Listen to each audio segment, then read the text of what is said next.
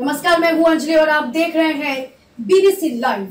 तो चलिए शुरुआत करते हैं आज की प्रमुख खबर से। इंडियन आइकॉन अवार्ड मिलने पर भाजपा समर्थकों के चेहरे पर दिखी खुशी की लहर। इंडियन आइकॉन अवार्ड मिलने पर डॉक्टर अरुण पटनायक को भाजपा समर्थकों के द्वारा इंडियन आइकॉन अवार्ड पाने पर बधाई। भाजपा नेता प्रमोद सागर ने अपने समर्थकों के साथ भारी संख्या में उनके निवास जाकर सभी ने समाज सेवक शिक्षाविद डॉक्टर अरुण पटनायक जी को इंडियन आइकॉन अवार्ड मिलने पर उनके निवास जाकर बधाई व शुभकामनाएं दिए। गौरतलब है कि शिक्षाविद डॉक्टर अरुण पटनायक अटल यूनिवर्सिटी में राजभवन से नामित कार्य परिषद सदस्य, भाजपा राजनीतिक विश्लेषक भी है और मानव सेवा को ही माधव सेवा मानते हुए हमेशा जनसेवा में लगे रहते हैं। इन्हें समाज सेवा के लिए अनेकों सम्मान से नवाजा जा चुका है। NS रेड्डी, राजेश नायक, अशोक मानिकपुरी शहर के लोगों को बधाई दी। जी बताएंगे आज उनको जो सम्मान मिला है किस तरीके से बधाई देना चाहेंगे? एक सच्चे साईं भक्त, जनसेवक, गरीबों के मसीहा और हमेशा हर ज़रूरतमंद के लिए खड़े रहने वाले और शिक्षाविद, एक ज्ञानी और हमारे अटल बिहारी वाजपेयी विश्वविद्यालय के सम्मानित कार्य परिषद सदस्य डॉक्टर अरुण पटनायक जी को इंडियन आइकॉन अवार्ड से सम्मानित किया गया है। इससे आज पूरा प्रदेश हर्ष उल्लास मना रहा है। साथ ही साथ हमारे अंचल, बिलासपुर अंचल में भी काफ़ी खुशी का माहौल है। और मैं आज हमारे कार्य परिषद सदस्य माननीय डॉक्टर अरुण पटनायक जी को मैं उनके निवास में अपने मित्रजनों के साथ में मैं आज बधाई देने के लिए यहाँ उपस्थित हुआ है।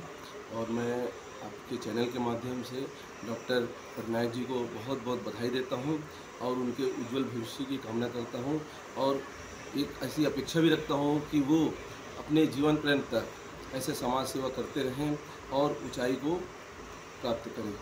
आपका नाम? प्रमोद कुमार सागर, कार्य परिषद सदस्य, अटल बिहारी वाजपेयी विश्वविद्यालय। जी बताएंगे किस तरीके से हासिल हुआ? मैं डॉक्टर शिवम अरुण कुमार पटनायक, बिलासपुर से ही मूलतः मैं बिलोंग करता हूं और अभी हाल में वर्तमान में 15 अगस्त को दिल्ली में ओएसिस ग्रुप ऑफ फाउंडेशंस के द्वारा जो भारत के विभिन्न राज्यों से आइकॉन्स का चयन करती है और अंतर्राष्ट्रीय स्तर पर उनका चयन किया जाता है, जिसमें एक बहुत बड़े स्तर के लोग जिसके जूरी के मेंबर होते हैं, जिसमें हर प्रदेश से एक आइकॉन को चुना जाता है जिनके उल्लेखनीय कार्यों को मद्देनज़र रखते हुए ये अवार्ड दिया जाता है, जो कि वर्ल्ड रिकॉर्ड में भी इस नाम को दर्ज करते हैं, ओएसिस वर्ल्ड रिकॉर्ड। उसी तारतम्य में छत्तीसगढ़ से ये साल 2022 के लिए मेरा चयन किया गया।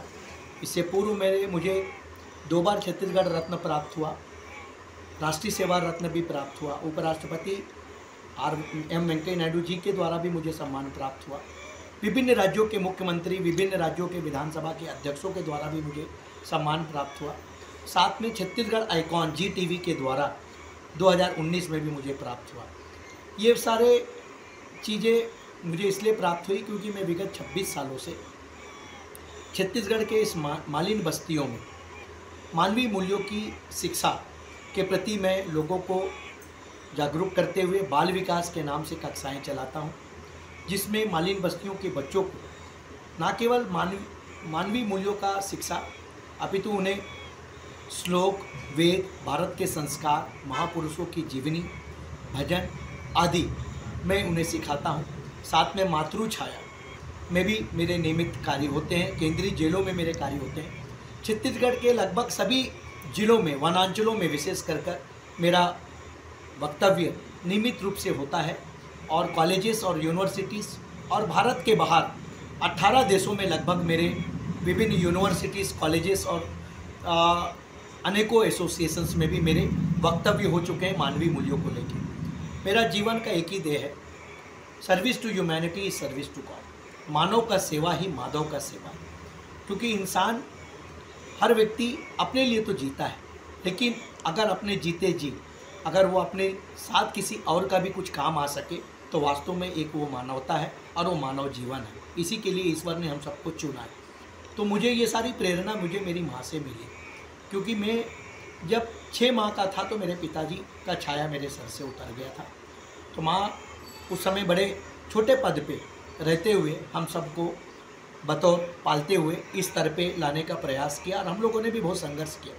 तो उन्हें तपते हुए, संघर्ष करते हुए, उन्हें मेहनत करते हुए जो मैंने देखा, तो वो एक मेरे लिए एक प्रेरणा बनी और मुझे उन्हीं से सेवा भाव, लोगों के प्रति स्नेह, लोगों के प्रति प्यार, आदर, सम्मान, ये सब मैंने उनसे सीखा और उसी को जीवन में आत्मसात करने का प्रयास करते हुए मैं अपने जीवन में आगे बढ़ा हुआ हूँ और चल रहा हूँ और मेरा यह कार्य निरंतर चलता रहेगा। ये साल 2022 में केंद्रीय गृह मंत्रालय के द्वारा जो पद्मश्री के लिए जो नामों का जो नॉमिनेशंस होते हैं उसमें भी मेरा नाम पैनल में आया है और मुझे नॉमिनेशन नंबर अलॉटमेंट भी हुआ है। क्योंकि खबरों में अब तक लिए बस इतना ही। मिलते हैं फिर ऐसी ही किसी बड़ी खबर के साथ। तब तक के लिए नमस्कार और देखते रहिए BBC लाइव।